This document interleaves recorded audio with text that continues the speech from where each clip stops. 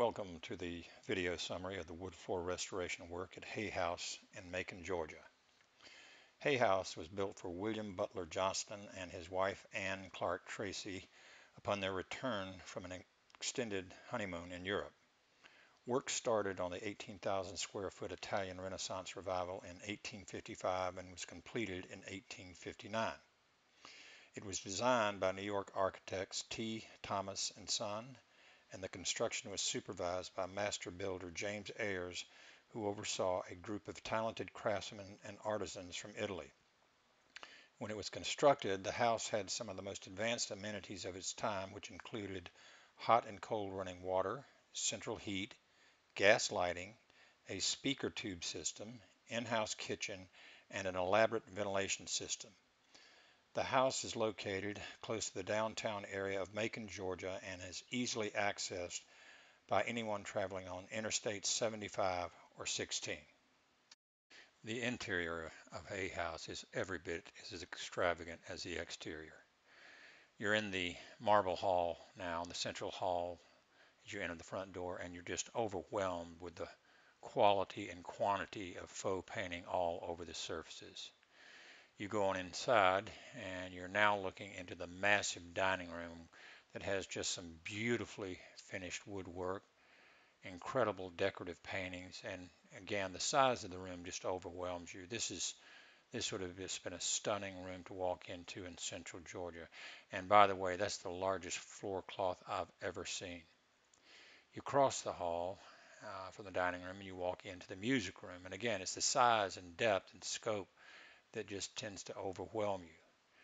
While you're in the music room, you pivot to the right and look into the stunning living room. Again, the size of the rooms are just tend to overwhelm you, and it's their decor that as you step in there that tends to get your attention.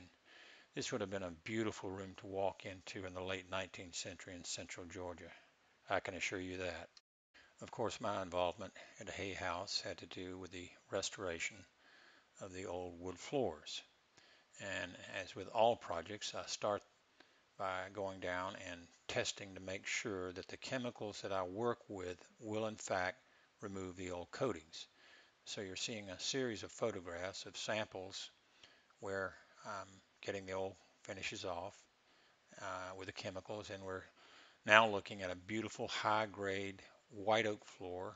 It's face nailed, not tongue and groove, and we're able to get the old coatings off and get down to the bare wood with no problem. That allows us to put the old finishes back into solution, and that's the backbone of passive refinishing. To dissolve the old coatings, put them back into a solution that we can then get off the old floors without any sanding at all. This allows us to preserve the original material.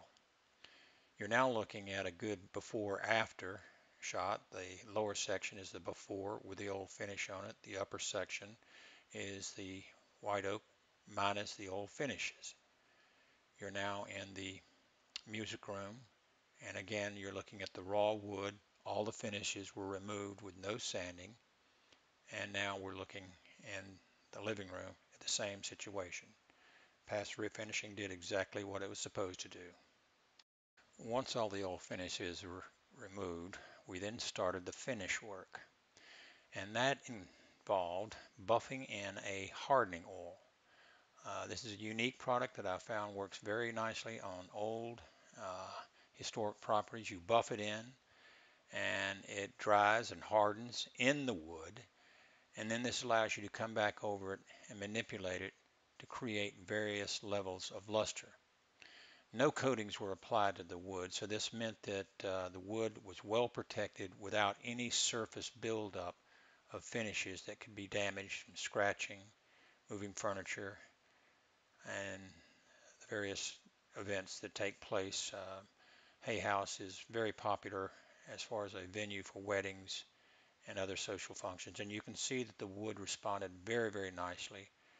We got a very nice luster, and we were very pleased with the finished product on the floors. This is in the Walnut Hall at the bottom of the stairs. My work at Hay House was made possible by the generosity of Todd Suttle of Subtle Floors in Macon, Georgia there.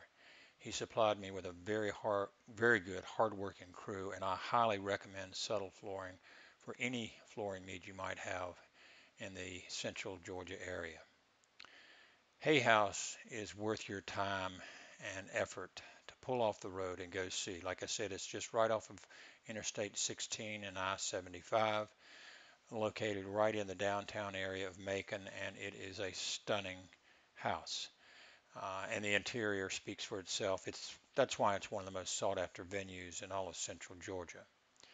I invite you to go by there, stop in, spend a nice afternoon seeing the house and the town and enjoying one of Georgia's finest historic properties.